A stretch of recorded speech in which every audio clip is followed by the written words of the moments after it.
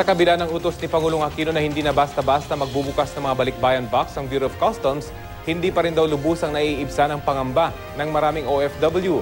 Kaya apektado rin ito ang negosyo ng mga local freight forwarder at customs broker. Balita hatid ni Marie Sumali. Mahigit 2 taon daw pinag-ipunan ni Ricardo Mendigo ang laman ng 4 na balikbayan box na ipadadala sana niya sa kanyang pamilya sa Pilipinas ngayong Pasko.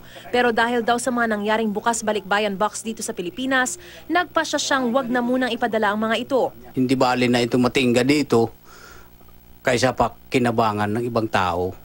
Ganito rin daw ang sentimiento ng ilang mga OFW sa Hong Kong, kahit pa tiniyak ng customs na hindi na sila basta-basta magbubukas sa mga balikbayan box. Siguro masasabi ko almost 50%, 40 to 50% ang binaba nito sa amin.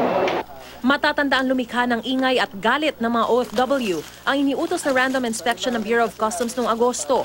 Pero kahit ipinatigil na ito ng Pangulo noong August 24, nabawasan daw talaga ang padalang balikbayan box ng mga Pilipino mula abroad.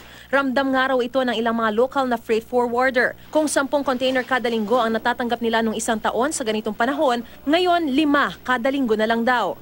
Kami lugi kami rito sa Pilipinas dahil kung wala kaming shipment na natatanggap, yung mga tao namin, yung mga truck namin, truck drivers, helpers, saka mga trabahador namin sa warehouse, mga deliveries namin, wala rin silang madi-deliver. Pero kung Bureau of Customs ang tatanungin, isolated case lamang daw itong maituturing. Gaya halimbawa sa Clark, kung saan mula 4,636 na kahong padala noong August 2015, ay bumaba ito sa 2,768 ngayong Setyembre.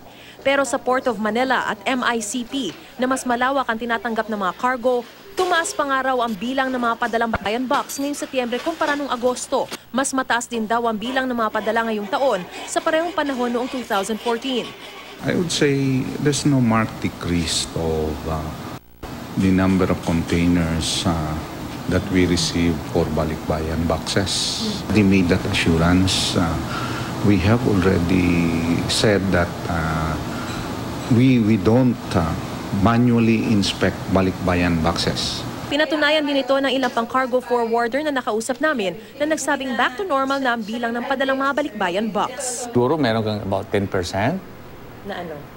na decrease sa ganung bukasan. But then again, that is only 2 weeks eh. Hindi naman yan all the way. Pag pumapasok yung bear months, dumadami talaga yan. Kasi ito yung culture ng mga Pilipino bros eh. Yung gift giving kasi ito dito. Mariz Umali, GMA News.